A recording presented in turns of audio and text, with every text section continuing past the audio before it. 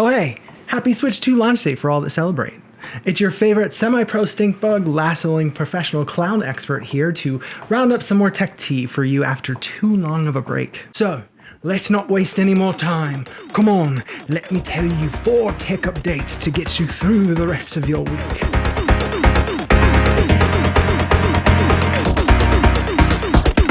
Google is gearing up to launch the Pixel 10, and in a recent leak, we now know what that date might be. Here's what you need to know. We've had a fair bit of leaks now about Google's next lineup of Pixel phones and even the upcoming Pixel Watch 4. These leaks include there will be 4 different types of Pixel 10 devices, with the Pro and XL receiving minor updates over last year's models, aside from a slightly tweaked camera bump.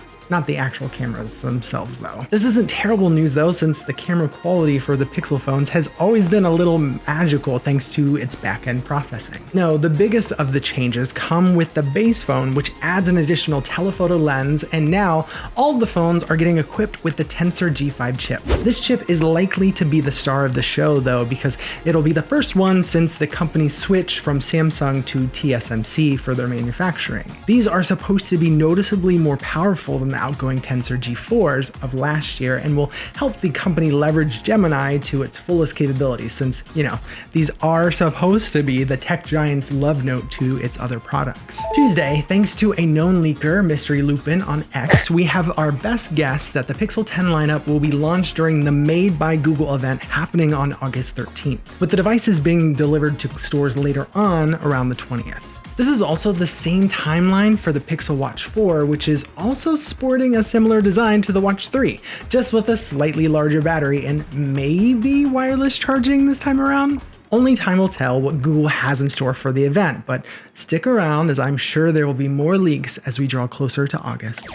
Epic hosted their State of Unreal keynote Tuesday and gave us a 14-minute tech demo for Witcher 4. Here's what you may have missed. Witcher 4 still might not have an official release date, but Epic and CD Projekt were all too pumped to give you a tour of the incredible world they're building with Unreal Engine 5.6. In the video from The Witcher's official page, you can see a carriage being absolutely wrecked by a manticore, and then it cuts to Ciri finding the wreckage later on. She then goes on to ride into a town called Valgress. While they had a little cut to the presenter moving the camera via a controller, the team clarified later on that this footage was not actual real gameplay, but footage meant to reflect the direction in which CD Projekt is taking for the upcoming title. There were a lot of close-ups on models like Ciri's horse, Kelpie, or foliage in the vast wilderness to show how they designed this demo and what the tools Engine 5.6 has at its disposal. There's a lot of effort to try to convey that instead of just throwing more demanding polygons at consoles,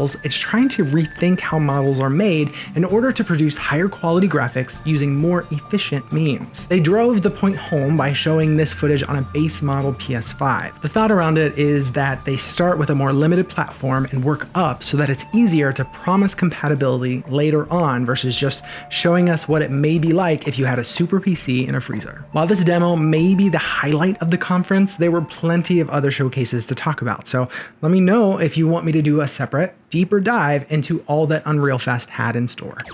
Over $90,000 worth of 5090 GPUs have come up missing from Micro Center and replaced with backpacks. Here's what happened. A few days ago, a Reddit user posted how they had purchased a Zotac 5090 from the Santa Clara Micro Center, only to find 3 crossbody bags stuffed inside the packaging instead of the actual graphics card. Fast forward a few days after they had opened the case, and what they first thought was an isolated incident turned into that Micro Center finding another 31 of the 5090s they had on hand that had been replaced with the same crossbody backpacks. This branch alone had been swindled out of nearly $100,000 worth of GPUs. Now thankfully, the Reddit user was able to get things sorted out and the store quickly swapped it out for a real card.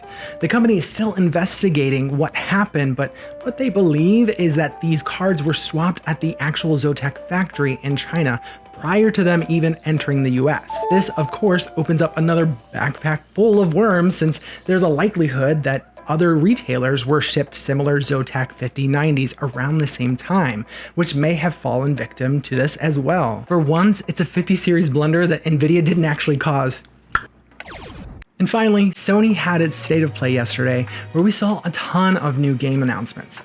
here's what you may have missed. Sony had an hour-long State of Play Wednesday afternoon where it dropped game trailers in the double digits. Let's go down a list of some of the bigger titles. A new gameplay trailer for Silent Hill F, this time with a launch date of September 25th, was announced. An official trailer for Pragmata, which has been teased by Capcom since before the PS5 even launched in 2020, although there's no official date yet, but they did say the time frame was around 2026. We've waited 6 years, so what's another one really? A new look into Metal Gear Solid Snake Eater remake titled Delta, this time with fresh Ape Escape gameplay. A ridiculously cool-looking Castlevania-esque inspired Bloodstained titled The Scarlet Engagement, which is supposed to be a prequel to Ritual of Night. A brand new Digimon RPG, which is set to be out in early October. Baby Steps, a game about controlling a dude's legs who's just trying to find a restroom. Final Fantasy Tactics, The Ivalice Chronicles was shown, which features a fully voiced cast, graphical improvements, and an autosave feature this time around. Luminous, of all things, is back and ready to hit the PS5 this fall. Which, speaking of older titles, Mortal Kombat Legacy Collection was announced, which has a lot of the older titles with special content and interviews from the creators. A new Marvel 2D fighting game titled Marvel Talkon Fighting Souls, which looked like Marvel vs. Capcom but with more pizzazz. And a retro-inspired fight stick named Project Defiant was teased and is slated for a 2026 release as well. There's still quite a bit that was shown that I can't exactly cover in a tiny 1 to 2 minute long segment, but I'm trying to condense a whole hour, so give me a fucking break. If you do want a full breakdown, let me know, and I guess I can make one for you guys. But I think that about does it for me and this edition of Tech Tea. If you've gotten this far, feel free to like this video and subscribe to the channel. And if you didn't, send it to someone you hated. Either way, I'll see you back here on Sunday for some more Tech Tea.